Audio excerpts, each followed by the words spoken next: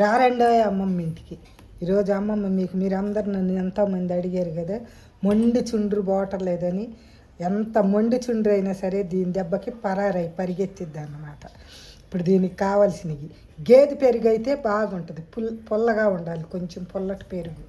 ఈ మామూలు ప్యాకెట్ పెరుగు అయితే అది కొంచెం కెమికల్స్ ఉంటాయి కదా అందుట్లో. గేదె పెరుగు అయితే స్వచ్ఛంగా ఉంటుంది. మీకు దొరికితే గేదె పెరుగు వేసుకోండి. 1 కప్పు పెరుగుకి 1 స్పూన్ నిండా మిరియాలు వేసుకోండి. ఈ మిరియాలు రోట్లో వేసి మెత్తగా దంచుకొని పొడి చేస్తా. 1 నిమ్మకాయ.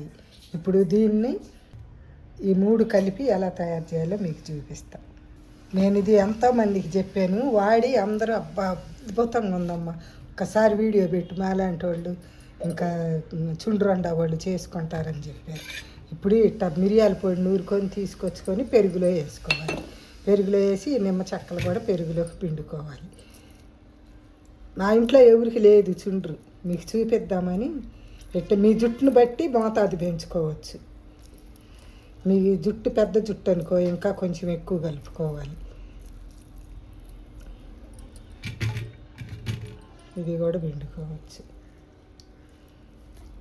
గింజలుండా ఏం చేయదులే, తలకాయగా ఆ చుండ్రు భుజాల మీద అట్లా రాలిపడి వీపు మీద సన్నగా మచ్చలు, ముఖం మీద మచ్చలు, మొటిముల్లాగా, మళ్ళీ కనురెప్పల మీద కూడా ఉందంట చుండ్రు. అట్లాంటిది కూడా తగ్గిపోయింది. అయితే మీరేం చేయాలంటే చుండ్రు తగ్గించుకోవటం అయితే ఈజీనే, కానీ మళ్ళీ రాకుండా చేసుకోవటం కష్టం. మీరు అప్పుడు ఏం చేయాలంటే చుండ్రు మళ్ళీ రాకుండా ఉండాలంటే దీన్ని బాగా కలపాలి. శుభ్రంగా బాగా కలుపుతాను.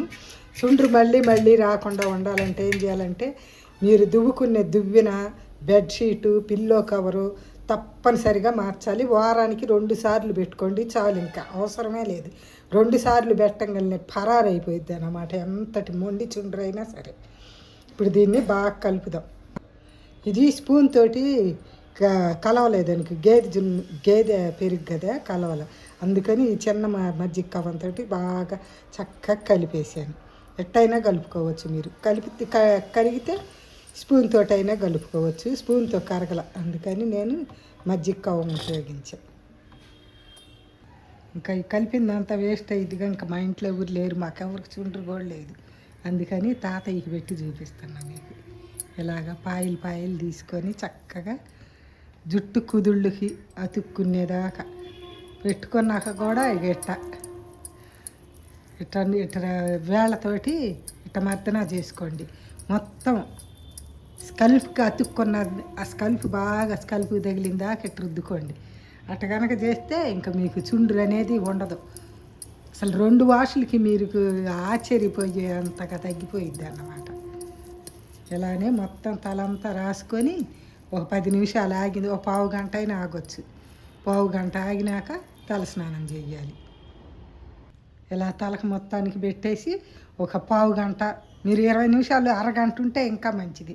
మీ ఇష్టం, మీ టయాన్ని బట్టి ఉంచుకొని ఇంకా తలస్నానం చేసేయండి.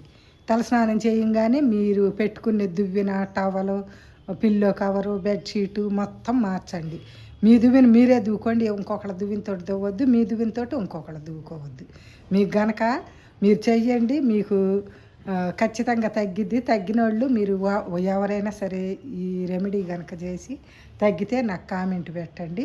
ఈ వీడియో మీకు నచ్చితే లైక్ చేయండి, సరేనా? తప్పకుండా ఎంతటి మొండి చుండ్రైనా సరే తగ్గిపోయిద్ది.